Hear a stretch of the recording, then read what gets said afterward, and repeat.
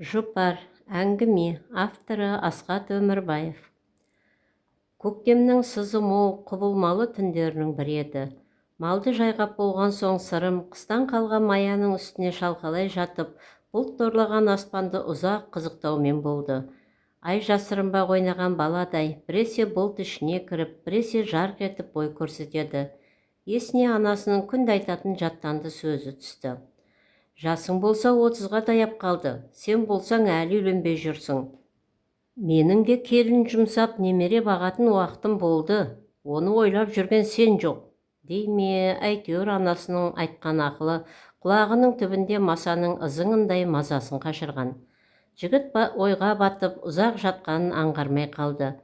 Бетіне тамған салқын тамшыдан басын көтеріп алғаны сол еді, ауыл ортасындағы мешіттен азан даусы естілді. Сағат 8-ден асып кетіпті ғой, деді іштей. Жаңбыр тамшылап жауа бастады. Артынша зор екпін алып, үдей түсті. Көктемгі нөсер кенеттен құйып кетсін. Бұршақ аралас жаңбырдың күштілігі соншалық болашақ жарының сағым елесіне елтіп жатқан сырым орнынан атып тұрып үйге қарай жүгіре жөнелді. Қырсық шалғанда аяқ астына қарамай жерге кірген қазыққа шалынып омақаса құлай жаздады. Тобығын ауыртып алды. Тәлтіректеп, теңселген күйі бойын тіктеп алды да, өзіне өзі ренжігендей қабақ шытып ілгері адымдай берді. Жын қуғандай долданған күшті жел алдын бөгіп, үй сыртындағы шамдарды теңселтіп кетті. Жарық қалың нөсер астында өшіп қалардай жыпылықтап, ақыры айналаны көзге түрткісіз қараңғылық басты. Сырым үйдің есігіне жете бергенде қақпаның тарсылымен қосарланып шыққан қыздың даусын естіді. Бір мезет меңіреу адамдай үй мен биік қоршалған шарбақтың ортасында состиып тұрып қалды.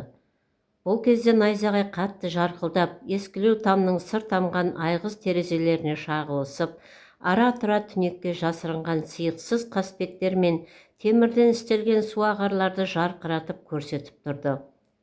Жеті қараңғы түнде жүрген кім болды екен, деп ойлады жігіт.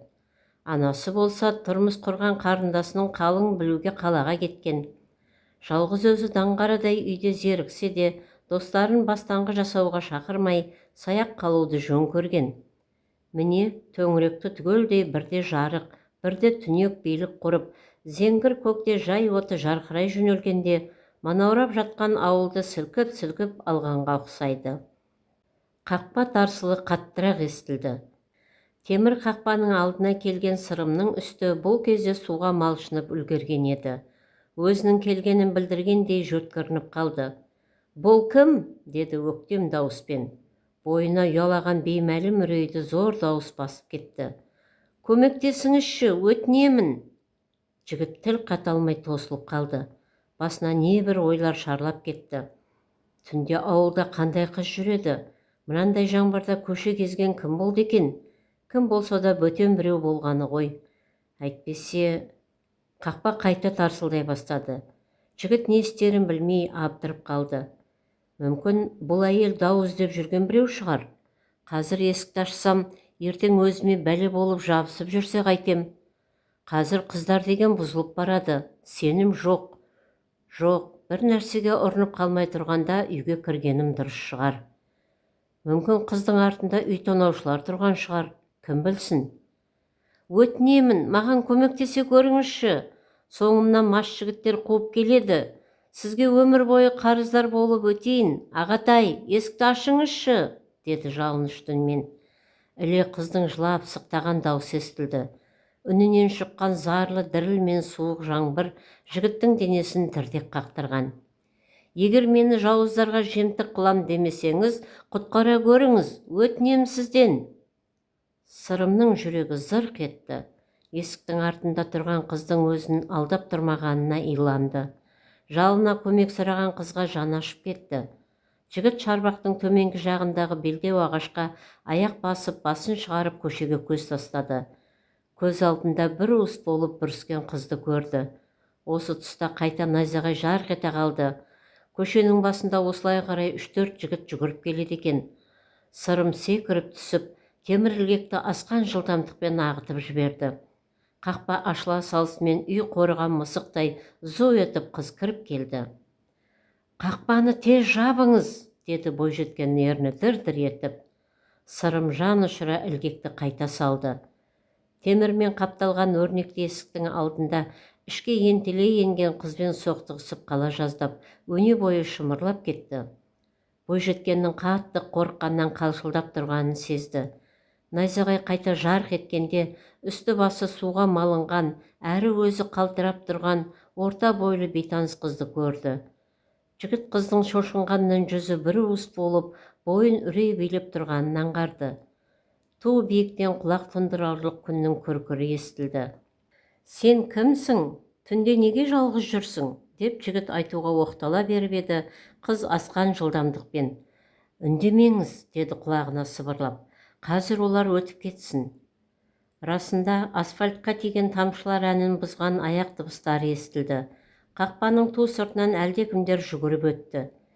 Екеуі бір сәт үнсіз қалды. Жігіт қасқағым сәтте басынан өтіп жатқан оқыс оқиғаға көндігіп кете алмай абдырап қалған. Ол түн құшағында құмығып шыққан қыздың даусын естіді. «Аға, көмегіңізге рахмет, мен кетейін». «Мына жеті қараңғы түнде қайда барасың? Сен өзі қай ауылға келгеніңді білесің бе? Олар әлі сені іздеп жүр. Ұстап алса қайтесің?» «Білмеймін», деді қыз, жаңа көрген қорлық алдымнан тағы шыға ма дегендей уайымдай бастады. «Аға, жалынып сұраймын, мені ана оңбағандардан құтқарып қалдыңыз. Енді бәрі орнына келгенше осында қала тұрайын. Сосын такси ұстап үйге жетермін». «Бұл ауылда түнде такси жүрмейді». «Жүрмей ме?» деді бойжеткен, амалы таусылғандай ауыр күрсініп. «Енді қайттым, бәріне өзім кінәлі. Үйдегілерге құрбымның үйіне қонам деп, өзім дискотекаға кетіп қалған едім. Сосын әлгі оңбағандар қайтарда бізді шығарып саламыз деп, көліктеріне бекер мінген екенбіз. Көлікке отырғанда олардың мас екенін, арам ойы бар екенін сездім. Ой, сұмдық-ай, құрбыларым жолда дүкенге кіріп шығайық деп оңай құтылып кетті. Олар кешіккен соң мен де барып шақырып келейін деп көліктен секіріп түстім. Сол кезде қайда барасың, қаншық, деп біреуі айғай салды. Жүрегім дүрсілдеп, аяғым тартылып қалғандай болды. Содан есімді жиып қаша жөнелдім. Олар соңымнан қуды. Егер сіз болмағанда...» Басынан өткен оқиғаны айтқанда қыздың ерні дірілдеп, жылап жіберді. Тіпті зор құлшыныспен айтқаны соншалық жігіт оқиғаны басында қорытып үлгермеді. Көз қарықтырар жай отының жарқылы тарағанда қыздың үні өшіп, айналаға үрейлі жанарымен қарай берді. Боз тұманға малынған бейтаныс ауыл, бұлыңғыр тұман ар жағынан көрінген, мұхитта жүзген үлкен бір кемеге ұқсап кетті. Бұл кезде жаңбыр әлі себелеп тұрған. Қаратал өзенінің жанында, Тақиядай төбенің жанындағы кішігірім ауылдың сұрғылт көшелеріндегі үйлер бой көрсетеді. «Қыздың айтып тұрғаны шын сияқты», деп ойлады Сырым. «Ауылдың қыздары түнде бейсауыт жүрмейді». Бірақ ол бұрыннан әйел затына секеммен қараушы еді. Сол себепті қыздың айтқандарының бәрін, үйінен қашып би кешіне барғанын, құрбыларының дүкенге кіріп шығайық деп мұны жалғыз тастап кеткенін, әлгі масаң жігіттердің тек мұны ғана қуғанын ойдан шығарылған өтірікке, бір белгісіз айлаға балады. Сырым басын шырмаған күмәнді ойдан арыла алмай есеңгіреп қалды. Бірақ мына қыздың дірілдеп шыққан үні жасандылықтан ада еді. «Жүр, үйге кірейік», деді Сырым бойына кенет батылдық бітіп. «Бара алмаймын, үйдегілерден ыңғайсыз ғой. Үйде ешкім жоқ». Қыз үрейленіп, алға қарай бір қадамда жылжымады. Жаңағы оңбағандардың бірі жанында тұрғандай, денесі түршігіп кетті. Сырым сенімді түрде дауысын көтеріп: «Өстіп жаңбырдың астында тұра береміз бе?» деді. Шарасыздыққа көнгісі келмей, әрі әлгінде болған оқиға есіне түсіп, қыз жылап жіберді. «Аға, керегі жоқ, мен қазір Үштөбеге қайтамын», деді артқа қарай шегіншектеп. Сырым еңсесін тіктеп алды. Бұл бойжеткен немене мені әлгі оңбағандарға теңеп тұрма? Содан соң қақпа сыртына қарап еді, көзіне бірде-бір көлік түспеді. «Үйге қайтқың келе ме? Үштөбеге такси таңертең ғана жүреді. Мынандай қараңғы түнде оның үстіне жауын жауып тұр. Көлікті қайдан табасың?» «Білмеймін не істейтінімді». Ұялы телефоның бар ма? Үй ішіңе хабарлассаңшы, сені келіп алып кетсін. Ой, болмайды, деп қыз ыршып түсіп қарсылық білдірді. Әкем менің осындай күйге түскенімді естісе, өлтіреді. Олар мені құрбымның үйінде деп ойлап жүре берсін. Телефоным, қыз қалтасын сипақтап, жаңа қашып келе жатқанда байқаусыз түсіріп алғанын білді. Жоғалтып алдым. Құрбымның нөмірін есіме түсіре алмай тұрғаным. Құрбыларың қашып, енді үйіне жетіп алған шығар. Сені жалғыз тастап кеткен құрбыларың осында келеді деп ойлайсың ба? Келетін шығар, деп қыз сенімсіз тіл қатты. Жүр, үй телефонымен бір туысқандарыңды шақырып алайық. Жеңгең бар шығар? Олай жасай алмаймын, деді қыз жыларман болып. Сосын олар мен туралы не ойлайды? 2-3 сағат күте тұрсам, таң атып қалар. Қиын болды ғой, деді сырым қызға аяушылық білдіріп. Осы кезде найзағай жарқылдай түсіп, аспанда метеориттің бір бөлшегі морт-сынып, жерге құлдилап келе жатқандай көрінді ме екен? Әйтеуір қыздың санасында әрбір болмашы көріністер зорайып, өмірінің қас-қағым сәті таңба басқандай жатталып қалды. Ауылдың кішігірім үйлерінің мұржасы, апыл-тапыл басқан баланың бойындай әйнектер құтқарушы кемедей елестеді. Енді қайтсем екен, үйден бекер шыққан екенмін, деп қыз жылауын үдете түсті. Жауын күшейе түсіп, табан астында су бетінде көпіршіктер пайда болып, сай-салаға ағып зырылдай жөнелді. Жарайды, мен үйге кірейін, деді сырым. Егер қаласаң, үйіңе қайта бер. Жігіттің осыны айтқанына таңы бар. Өйткені ол қыздардың тумысынан нәзік әрі әлсіз келетінін жақсы білетін. Өтінемін, аға, мені жалғыз қалдырмаңызшы, деп жалына бастады қыз. Екеуі де жаңбырға малшынып тұр еді. Кенет жарық етіп жанып, қайта өлеусіреп тұрып қалды. Сырым қасындағы қыздың көйлегі денесіне жабысып, тұла бойынан су сорғалап тұрғанын көрді. Қыз арқасын беріп тұрған темір есікті ашқысы келгендей есірік жел тынымсыз соққылап тұр. Сырымның қызға жаны ашып кетті. Кішкентай бала кезінде көрші ауыл сыртында балалармен құмары қанғанша ойнап, түн батқанын байқамай қалған кезде бір әйелдің өзін үйіне кіргізіп паналатқанын есіне алды. Жігіт тұйық еді, сондықтан қыздармен жақын барып сөйлесуге жүрегі дауаламайтын. Онысын ұялшақтығынан гөрі өзіне лайықты арудың кезікпей жүргенін айтып ақталатын. Әйелдер мерекесінде болмаса, өзі барып бір қызға гүл сыйлап көрмепті. Қызбен жүріп көрмеген тәжірибесіз боз бала секілді жүрексінетін. Достары оңаша бас қосқанда алма-кезек мақтанып, мен ана қызды құлаттым, мына қыздың басын айналдырдым, деп мұрындарын шүйіргенде бұл елеусіз ғана езу тартып отыратын. Міне енді 12-де бір гүлі ашылмаған бейтаныс қыздың тағдырына тап болуы тегін емес деп түйсініп отыр. Қорықпа, мен саған тиіспеймін. Бүгін осында қонып, таңертең үйіңе барасың, деді жайбарақат. Қыздың басын не бір сұмдық ойлар шарлап кетті. Бойжеткен қатты сасып, артқа шегіншектегенде арқасын қақпаға тірелгенін білді. Жоқ, болмайды, мен мұнда қала алмаймын. Одан да сіз көлік тауып мені қалаға жеткізіп тастаңызшы. Сырымның қабағы түйіліп кетті. Бұл не деген қайырымсыздық? Әлгі мастардан құтқарып қалғаны маздай, бір түн қонып шығуға рұқсат беріп тұрғанда, бұл қыз неге бұлғақтайды? Сырым үндеместен қыздың білегінен ұстап ілгері тартты. Аға, қойыңыз, мұныңыз не?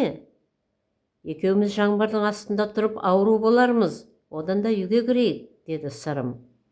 Дәл осы кезде төбеден найзағай жарқ етіп, қатты күркір сатырлап, зәрені алмасы бар ма? Үрейі ұшқан қыз ішке қалай кіріп кеткенінде байқамай қалды.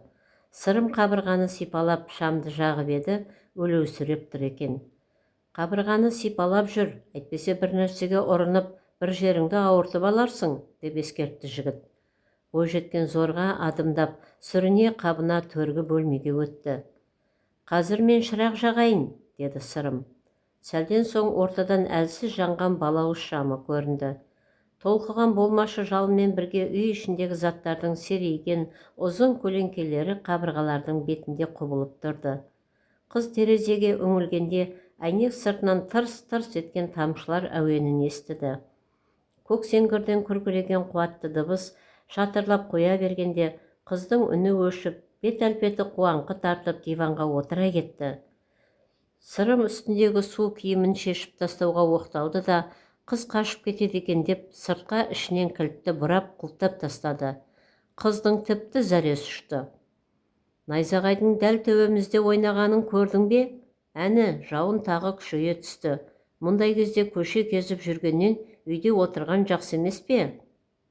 Қыз дірілдеп отыр. Қорықпа, бұл жай ғана найзағай ғой, деді жігіт. Ол аяқ астынан өзінің сөзшең, батыл болып кеткеніне таңырқады. Түпкі бөлмеге кіріп, су киімін ауыстырды да қызға халат әкеліп берді. Мынаны киіп ал, өзің әбден су болыпсың ғой, деді сенімді үнмен.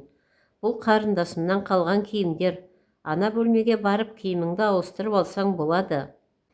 Қыз өзін ыңғайсыз сезінсе де киім ауыстыруға бел буды. Толастамай жауған жауын қыздың киімін құлын денесіне жабыстырып тастапты. Дәл қазір жотасынан аяздай қарығандай суық судың сызы денесін қалтыратып барады. Қыз киініп қайтып келгенде Сырым оған ұрлана қарады. Бейтаныс қонағының уылжыған жап-жас 20-ға да толмаған қыз екенін байқады. Бойжеткеннің дене бітімі толысып, ажарлана түскені байқалады. Көңілінде өзгеше бір қобалжу да, күдік те орнаған. Бәлкім бұл қыз мұны сырттай ұнатып, осындай қадамға амалсыз барған шығар. Мүмкін емес, дегендей ішкі түйсігі. Сен бұл қызды бұрын көрген жоқсың, әрі сенің қыз қызғарлықтай сымбатты да емессің.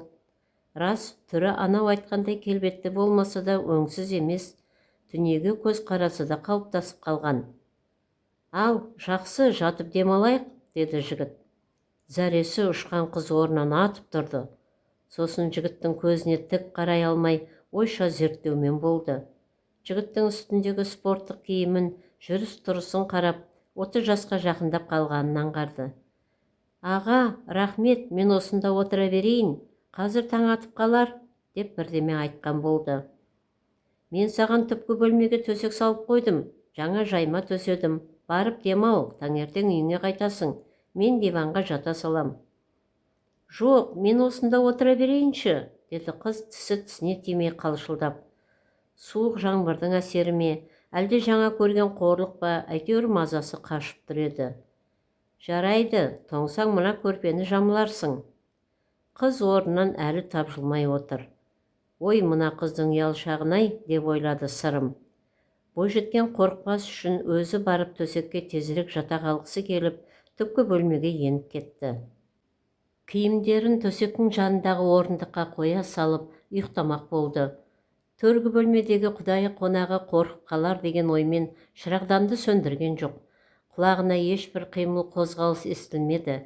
Сірә үрей ұшқан қыз таңның тезірек атуын күтіп, мелшиіп әлі отыр ма екен.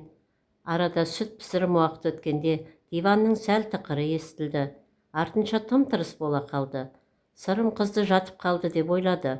Бәрібір қызығушылығы жеңіп. Қарындас, ыңғайлы жаттыңыз ба? Деп сұрады. Үрейін әрең басқан ару сыбырлап жауап қатты. Рахмет аға, бәрі жақсы. Онда жақсы ұйықтаңыз, қайырлы түн. Қайырлы түн. Төргі бөлмеде шырақ әлі жанып тұр. Жарық сәулелері түпкі бөлме есігінен ішке еніп, жігіттің жанарын қарыды. Күні бойы қорадағы қыстан қалған қиды ойып, әбден титықтап шаршаған жігіт ұйықтап кете алмай, терезеге қарай бұрылып, теріс қарап жата берді. Бағана тобығын ауыртып алғанында елеген жоқ. Далада әлі жауын жауып тұр екен. Найзағай жарқылы бәсеңдепті. Жігіт ауа райының қолайсыздығына өкінген жоқ. Ол бүгін қызық оқиғаға тап болды емес пе? Қабырғаның ар жағында жатқан қыз небір қиялға шомдырып, бұрын басынан өткермеген ерекше толқынысты сезінді. Жас жігіттің санасын тәтті қиял мен асқақ арман шырмап алды. Нәпсіге ермей, адамдық қалпын сақтап қалуға тырысты. Жүрегі лүпілдей жөнелді. Енді қайтсын, өзі көптен бері армандап жүрген бойжеткен мұның үйінде, қабырғаның ар жағында жұпар иісі бұрқырап, елтіп жатса. Мұндай болады деп үш ұйықтаса түсіне кіріп пе? Егер қызға қолымның ұшын тигізсем, әлгі хайуандардан қандай айырмашылығым бар? Қыз неге осында қалуға келісті екен? Бәлкім, көп қорқауға таланғанша жалғыз адамның ермегіне айналғысы келді ме? Егер бойына бала бітсе, әкесінің кім екенін білетін болам деп санады ма екен? Осы мен қайдағы жоқты ойлап кеттім. Жоқ, мүлде олай емес. Ол қазақтың қызы ғой. Оған ар-намыс бәрінен қымбат емес пе? Ол осында пана іздеп келді. Егер мен иттік жасасам, өзімді өмір бойы кешіре алам ба? Қыз кешіре ме? Құдай рақымшылық жасай ма? Мүмкін ол маған берілген бір сынақ шығар. Сосын, кім біледі, мүмкін екеуміз жақсы дос болып кетерміз. Ал егер ол менің болашақ жарыма айналса ше? Ой, онда тіпті керемет болар еді.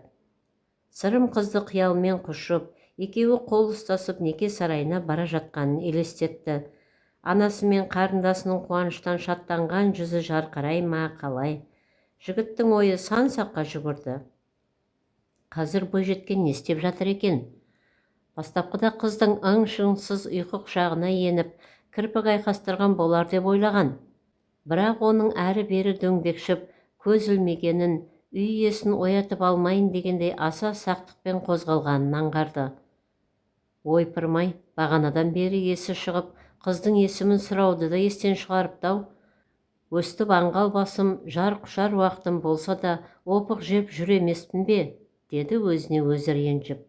Егер үйінде жалғыз болғанда белгісіз бойжеткен бір түнеп шықты десе, достары мұның іске қырсыздығын келеке етіп күлмей ме?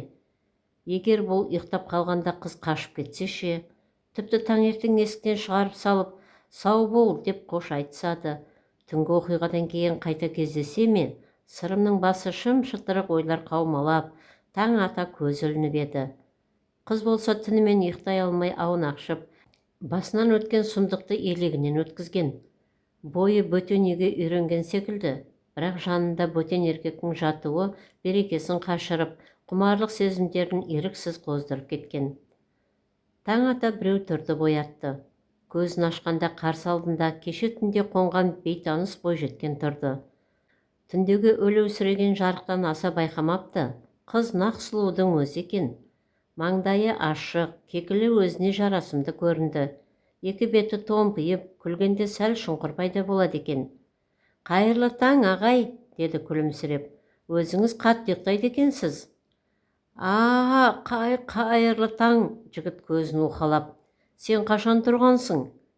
Мен ұйықтай алмадым, таң атты, мен үйге қайтайын. Сізге сау бол деп айтып кетпесем болмайды ғой. Жарайды, мен сізді сыртта күтем. Қыз кері бұрылып есікке беттеді. Бойжеткен далаға шығып кеткен соң, сырым жалмажан киіне бастады.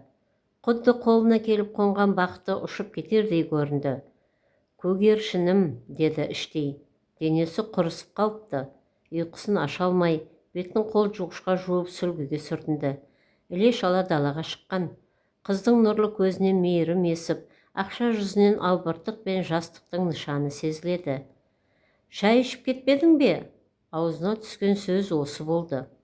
Рахмет, тезірек үйге баруым керек. Әйтпесе әке-шешем алаңдап қалар. Сізге көп рахмет. Жылы жымия қоштасып, қақпадан шығып бара жатыр еді. Тоқтай тұршы, деп қиылды жігіт. Тым болмаса есіміңді біліп қалайын. Жұпар, деді қыз күлімдеп. Жұпар, деді сырым көктемнің салқын сызды, жанға жайлы ауасын кеуде керетін ұстап. Өзінің кештеу танысқанына кейігендей қолын ұсынды. Сырым. Қыз қолын беріп сыңғырлап күліп жіберді. Күлкісі ғажайып көңілді, сылдырлаған бұлаққа ұқсай ма қалай? Қыз бүгін өте байсалды, өзін сенімді ұстайтын мінезі таң қалдырды. Мен такси шақырмай-ақ қояйын, жолдан көлік тоқтатып мініп кетерсің.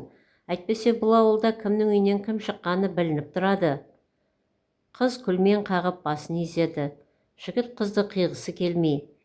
Мүмкін сізді шығарып салармын, деді. Қажеті жоқ, ағай, күндіз жолды өзімде таба аламын ғой. Сырым қыздың икемге келмей, тартыншақтағанына қапаланған жоқ.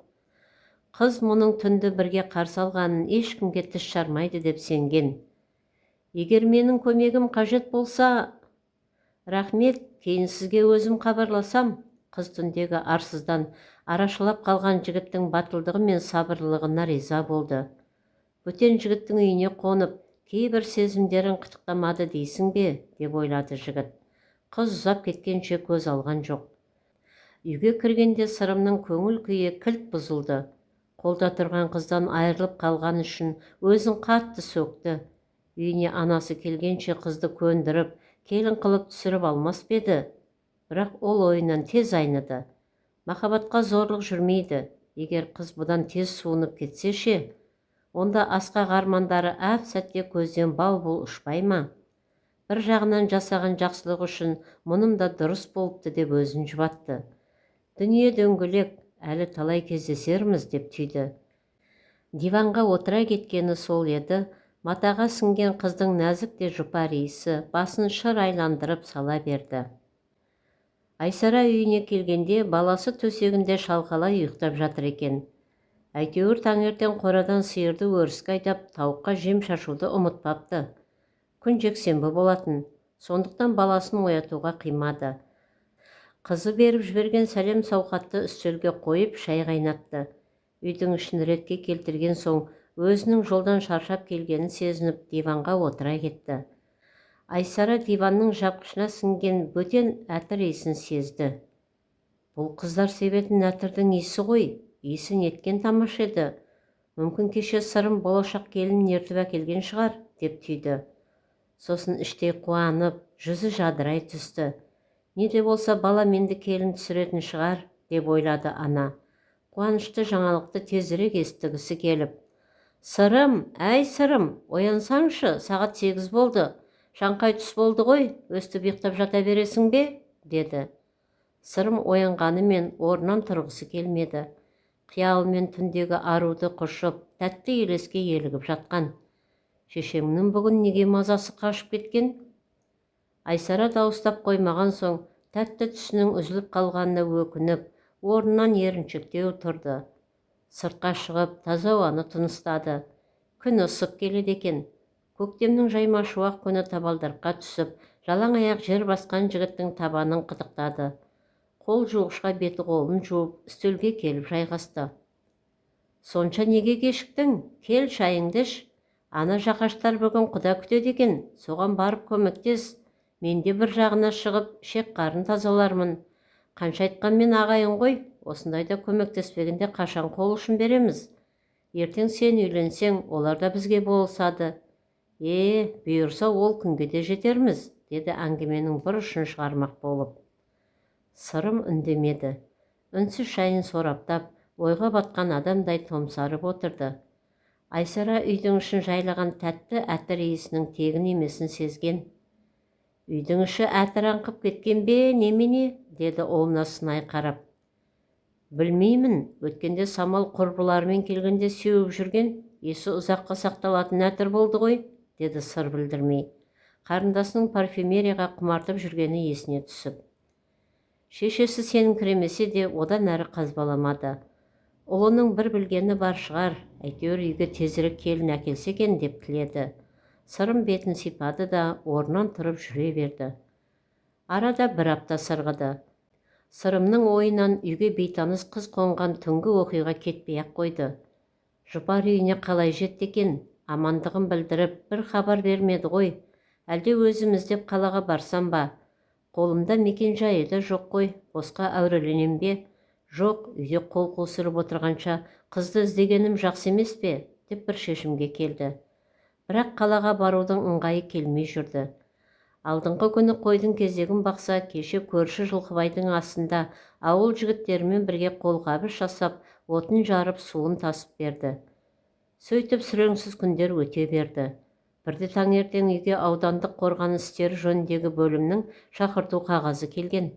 Сырым қалаға баруға себеп тапса, екіншіден 27-ге келгенше әскер қатарына алынбағанына қынжылатын. Әйтеуір медициналық тексеруден өткенде денсаулығынан бір кілтипан тауып, отан алдындағы өтеуді кейінге шегере беретін. Өзінің пайымдауынша дені сап-сау, еш жері ауырмайды. Балам, сені әскерге алмай-ақ қойды ғой, алмаса алмай-ақ қойсын, жалғыз ұлымды жібергім де келмейді. Ой, мам, қойшы, шақырған соң бару керек. Бармай-ақ қой, осы күнге дейін әскерге алмағанда енді алады дейсің бе? Жүрегім секем алып тұрғаны. Ана теледидардан естіп жатырмыз ғой. Отан қорғауға жіберген жұрт сап-сау баласын мүгедек қылып қайтарып жатыр. Ол ма, баласының мәйітін алып қайтып, жылап сықтаған отбасылар қаншама. Қойшы, жаман айтпай, қалаға барамын да кешке қарай келемін. Әйтеуір аман есен барып кел, бір жаңалық болса бірден хабарлас. Жарайды, мам. Сырым таксилетіп жолға шықты. Жол бойы жұпардың тартымды жымиысын, нұрлы жүзін еске алып, тәтті қиялдың құшағына берілген. Қалаға келгенде автобусқа отырып, әскери комиссариатқа келді. Аулада аға лейтенант шеніндегі бір офицер сарбаздарды сапқа тұрғызып жатыр екен. Ол да қатарласа сапқа тұра қалды. Офицер әскерге шақырылған жігіттердің есімін тізім бойынша атап жатты. Есімі аталғандар бір қадам алға шығып жатыр. Сапарбеков, мен. Олжасов, мен. Бейімбетов. Үн жоқ. Бейімбетов бар ма? Мен, деді Сырым Тәттойдың құшағына еніп селк етті. Соңымнан ер, деді офицер. Жүрегі селк етті. Мұны әскерге алып кетпек пе? Несі бар, әскери өмірді көріп қайтар. Бірақ жұпарды ойлап, ол ойынан айнып қалды. Екеуі ғимарат ішіне кірді. Кішкене торкөз терезе ар жағындағы адам бұған тесіле қарады. Бейімбетов, сен бе? Я, менмін. Міне, мына жерге қолыңды қой. Не үшін? Әскери билет аласың. Сонда мені әскерге алмайсыздар ма? Жоқ, сенің әскерге жарамайды деген анықтамаң бар. Жақсы, деді Сырым не қуанарын, не мұңаярын білмей. Сүлесоқ күйде қағазға қолын қоя салды. Ішінен, осы да дұрыс болған шығар. Қайта-қайта шақыртып мазан алғанша, әскери билетті алып тыныш жатқан жақсы, деп ойлап қояды. Ол сыртқа шыққанда сапқа тізілген жігіттерді көріп қызығып кетті. Офицер енді боссың дегенде есік жақты нұсқады. Сырым көшеге шығып, аялдамаға қарай келе жатты. Ол ұялы телефонмен анасына хабарласып, әскери билет алғанын, қаланы біраз аралап, кешке қарай үйге қайтатынын айтқан. Кенет ту сыртынан біреу дауыстағандай болды. Братан, тоқтай тұршы. Сырым кері бұрылды. Қарсы алдында шырттай киінген 4 жігіт тұр екен. Бұлардың әскери комиссариаттан шыққаны, әлде кездейсоқ кезіккен жігіттер екенін айыра алмады. Брат, телефоныңды бере тұршы, бір звонок жасап алайын, деді бұжыр бет. Өздеріңде жоқ па? Деді Сырым сыр бермей. Ортадағы берабас жігіт қарқылдай күлді. Мына өзі қайдан шыққан ауылбай? Сен не, бізді білмейсің бе? Бұл Темірлан, түсіндің бе? Осы қаланы ұстайды. Проблема болса айт, шешеміз. Бере тұрсай телефоныңды. Сырым еріксіз телефонын ұсынды. Сөйлескен соң қайта қайтарып берер деп ойлаған. Берабас ұялы телефонды әрі-бері аударыстырып көрді де жанындағы жігіттерге. Телефон сатам, 10 мыңға, кім алады? Мынауың кірпіш қой, 5 мың теңгеде тұрмайды, бізге қалдыра сал. Жігіттер, телефонды қайтарыңдар, сыйлыққа берген, деді Сырым түсін суытып, даусы зорая шығып. Сыйлыққа берген, бұжыр бет Макс қарқылдап жіберді. Не, жүріп жүрген қызың сыйлап беді? Жоға, мамамның сыйлығы. Мына мамасының баласын қараңдар, деп Темірлан көшені басына көтере қарқылдап күлді. Телефон керек пе? Сатып ал, 10 мың теңге. Ескі телефонды қайтесің, мен басқа бір нәрсе көрсетем, деді Сырым. Давай, телефонды берсей, сосын көрсетем. Мә, ау, бірақ көрсететін нәрсең бұдан жақсы болсын. Сырым төс қалтасына телефонын салып алды. Жымиып келді де ортада тұрған бұжыр бетті құлақ шекеден бір соқты да қаша жөнелді. Жанындағылар мұндайды күтпесе керек, мұрнынан қан саулаған Темірланды көре сала, Сырымды қуа жөнелді. Сырым кілт тоқтап қалды да, өзіне жетіп қалған Максты іштен теуіп жіберді. Анау аңқ етті білем отыра кетті. Қалған екеуі екі жақтан Сырымға тап берген. Бойы кішілеуі күреске қатысқан ба, мұны жерге алып ұрды. Баха, аяма, тепкіле, деп айғай салды Темірлан. Құлағының түбіне, «Ұр, аяма!» деген дауыстар еміс-еміс естілді. Көшеде әлдекімдердің «Әй, жігіттер, қойыңдар, өз қандасың ғой, өлтіремісіңдер?» деген дауыстары шықты. Қаскөйлер мән берместен тепкілеуді жалғастыра берген. Сырымға жан ашыған біреулер полицияға қоңырау шалды. Қаланың орталық көшелеріндегі тәртіпсіздікті тамашалап жұрт жиналып қалып еді. Бірақ ешбірі соққыға жығылған жігітті ажыратып алуға батылы бармады. Бір кезде полиция көлігі кілт тоқтап, ішінен 2 тәртіп сақшысы шығып, бұзақыларға резеңке шоқпармен тап берді. Тықыр таянғанын көрген олар алды-артына қарамай қаша жөнелді. Бұйрабас бұл кезде Сырымды әлі тепкілеп жатқан. Жолдастарының «Қаш, полиция!» деген сөзін естігенде ғана әрекетке көшті. Қыспаққа алған тәртіп сақшыларынан қашып, тар көшемен жүгіре жөнелді. Соңынан өкшелей қуған полиция өкілдерінің арыны қатты екен. Шылым шеккеннің кесірінен Темірланның 2 өкпесі алқынып, аяғын алға бастырмай қойды. Бар күшін салып жүгіргенмен, арада шай қайнатым уақыт өткенде әбден ентікті. Жаңа ет қызуымен төбелесіп, ентігі басыла да қоймаған. Әні-міні дегенше қуғыншылар қуып жетіп қалды. Қырсық шалғанда дәл алдынан бір полиция көлігі кілт тоқтай қалмасы бар ма? Темірлан шарасыздықтан жер үйдің биік шарбағына қарғып, ары қарай ауып түсті. Кенет орнынан атып тұрғанша, қабаған неміс овчаркасы мұны тарпа бас салып талай жөнелді. Иттің өткір тісі аяғына кір жетіп кірген кезде бақырып, екінші аяғымен итті тұмсықтан теуіп жіберді. Қолынан саулаған қан үсті басына шапшыды. «Арлан, жат!» деп айғай салды үй иесі. Ит таныс дауысты естіп, бір орында мелшиіп тұрып қалды. Әйтсе де қан көрген көздері құтырып, ырылдап, айбат шегуін қоймады. Жаралы Темірлан арқасын шарбаққа сүйеп отыра кетті. Бұл кезде полиция өкілдері аулаға кіріп, қашқынның қолына кісен салды. Жедел жәрдем көлігі келіп, Сырымды ауруханаға жеткізген. Басына тиген қатты соққыдан есеңгіреп, ес-түссіз жатты. Дәрігерлер үйіне хабар бергенде, шешесінің зәресі ұшып, таксилетіп ауруханаға жетті. «Балам, саған не болды? Қалың қалай?» деп бәйек болды анасы. «Мам, уайымдама, менде бәрі жақсы.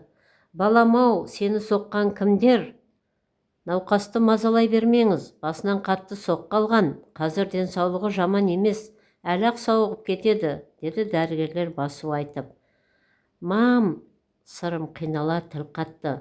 «Құлыным!» Шешесі басы ақ дәкеге танылған баласын құшақтай берді. Арада бірер сағат уақыт өткенде, ит қапқан Темірланның аяғына ота жасалмақ еді. Қабаған иттің тістері тірсегінің сүйегін шытынатып жіберген болатын. Екеуі рентгенге түсіру кезінде жолығып қалды. «Кешір!» деді Темірлан ерні жыбырлап.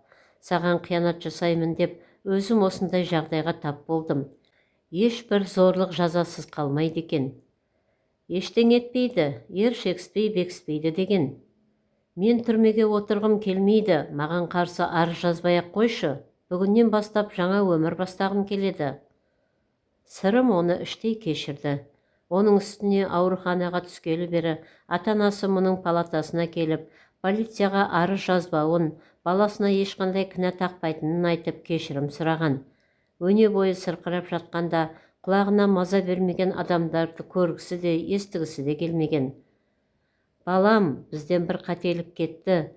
Баламызға дұрыс тәрбие бере алмаған шығармыз. Сенен өтінеріміз, болған жағдайды ұмытайық. Үлкен басымызбен баламыз үшін жалынып кешірім сұраймыз», деген шарасыз ата-анасы. «Уайымдама, дәрі-дәрмек керек болса, бәрін өзіміз көтеріп аламыз. Әркім қолымен жасағанды мойнымен көтеру керек. Сіздер емес, ол өзі келіп кешірім сұрасын», деген Сырым. Ол кешірім жайында ұзақ ойланып еді. «Кешірдім», деді Сырым. «Бірақ сен тағы біреуге жамандық жасасаң, онда менің кешіргенімнің мәні болмай қалады. Енді ешкімге саусағымның ұшын тигізбеймін, уәде берем». «Жақсы», деді Сырым. «Операцияң сәтті өтсін». «Рахмет», Темірлан мұңая жымиды. Медбике Темірлан отырған арбаны темір есікті бөлмеге қарай сүйрей жөнелді. Арада 2-3 күн өткенде Сырымды жеке палатаға ауыстырды. Бұған келіп дәрі егіп, ем-дом жасап кететін Мейірбике өте қайырымды жан екен. Халын біліп, жақсы қызмет атқарды. Қазір де түтікшемен тамырына дәрі тамшылатып жатыр. Осы кезде есік ашылып, ішіне біреу кірді. «Мақпал, қашан шығасың?» деді бір бойжеткен. «Қазір». Сырым елең етті. Бұл дауысты қай жерден естіп еді? Кереуетке жақындап келгенде таныды. «Жұпар», деді жүзіне күлкі үйіріліп. «Әйтеуір сені таптым ба?» «Сырым, бұл сіз бе? Сізге не болған?» деп қыз жанына жетіп келді. Ол әрі таңдана, әрі аяушылық білдіргендей жүзі бір сәт көлеңке шалды. Мейірбике екеумізге алма кезек қарады. «Сендер бір-бірлеріңді танисыздар ма?» деді Мақпал сіңлісіне мойын бұрып. Ол бізді оңаша қалдыршы дегендей қиылып, қулана жымиды. Мейірбике езу тартып палатадан шығып кеткен соң, Жұпар сүйріктей саусақтарымен Сырымның қолын алды. Қос жанары нұр шашып, бойын ерекше қуаныш биледі. «Сізбен қайта кездесем деп ойлаған жоқ едім». «Мен де. Сенен енді айырылғым келмейді», деді Сырым бойына батылдық бітіп. Қыз үндемеді. «Сені қалай іздегенімді білсең ғой, сол күні қалай жеттің?» «Сол түнгі оқиға есімнен кетпейді. Кейде түсім екен деп те қалам. Егер сіз болмасаңыз...» Қыз мұңайып қалды. Көздерін төмен көмкерді де, көңілін көтерейін дегендей тез күлімдеп. «Жақсы жеттім. Сізге көп рахмет. Телефонмен хабарласайын деп ем, бірақ...»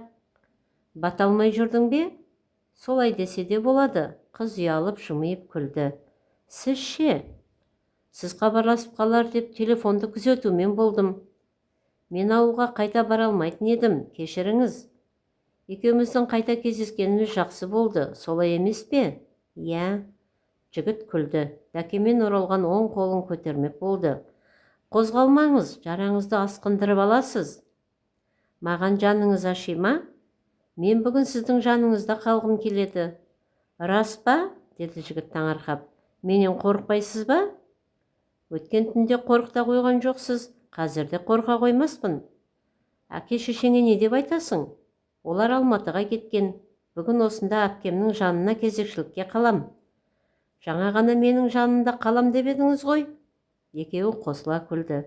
Сырым қыздың көзінен бақыт нұрын көрді. Сол мөлдір жанардың ішінде өз бейнесі күлімсіреп тұрғандай.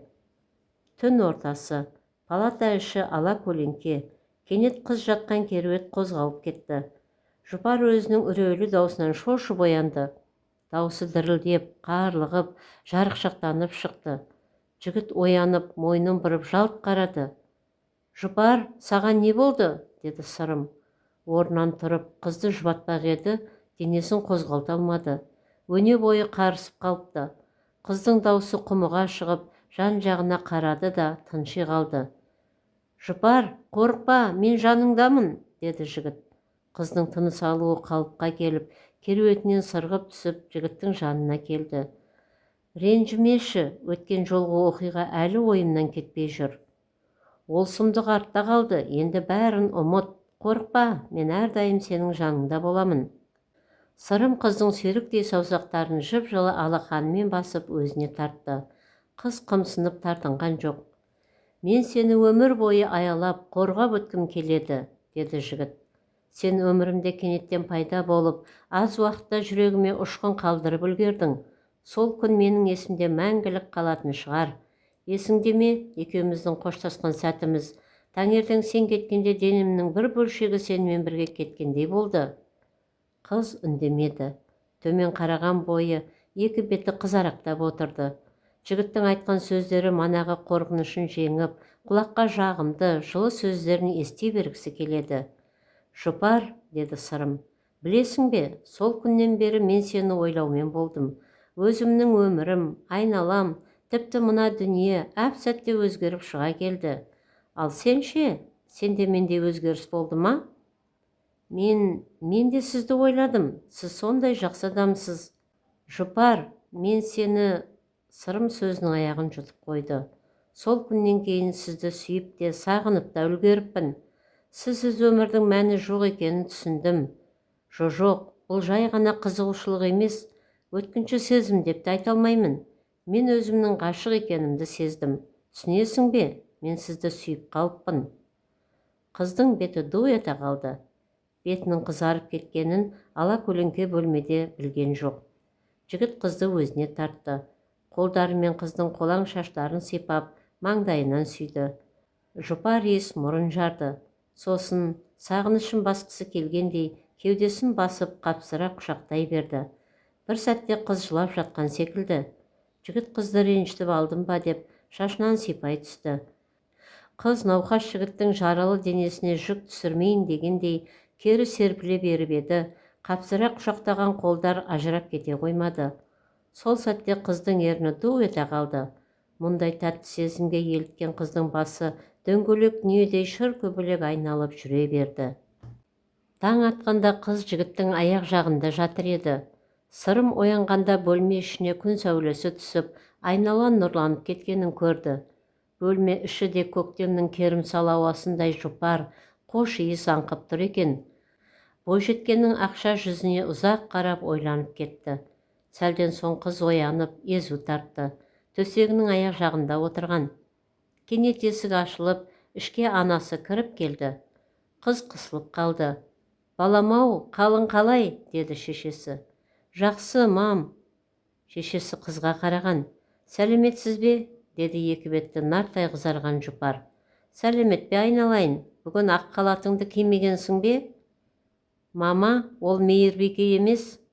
«Қайдан білейін, түрі ұқсайды ғой, бірге оқыған кластасың ба?» «Жоқ, мам, үйге барған соң айтам». «Келін бе?» «Ой, мам, қойшы адамды ұялтпай». Жұпардың екі беті қызарып кетті. Орнынан тұрып кетуге оқталып еді, Айсара күлімдеп. «Отыра бер айналайын, балам жатып зерігіп кеткен шығар, екеуің емін еркін сөйлесе беріңдер. Мен дүкен аралап, кезекті заттарын әкеп берейін», деп шешесі шығып кетті. Жұпар ысып кеткен екі бетін басып, қысылып отыр екен. «Кешір, мамам мені тезірек үйленсе екен деп жүр, үлкен кісілерді білесің ғой», деп езу тартты Сырым. «Иә», деп күлді Жұпар. «Қой, мен де кетейін, қазір әпкем дәрі егуге келеді, менің осында әлі отырғанымды көрсе, ұрсып жүрер». «Менен қашып барасың ба?» «Олай емес, кешке таман тағы келем ғой, әйтпесе байқамай мамама сәлем салып қоярмын деп қорқасың ба?» деп жігіт ыржиып күлді. Қыз бұртиып қалды. «Ренжімеші, меніңкі жай ойын ғой, бүгінгі күн қандай жақсы, иә?» «Иә, бүгіннен бастап бәрі өзгеретін шығар», деді қыз жымиып. «Жақсы, тез жазылып кет. Көріскенше, сау бол, сәлем салып үйрен». «Не? Сен маған ұнайсың». Қыздың беті дуылдай жөнелді.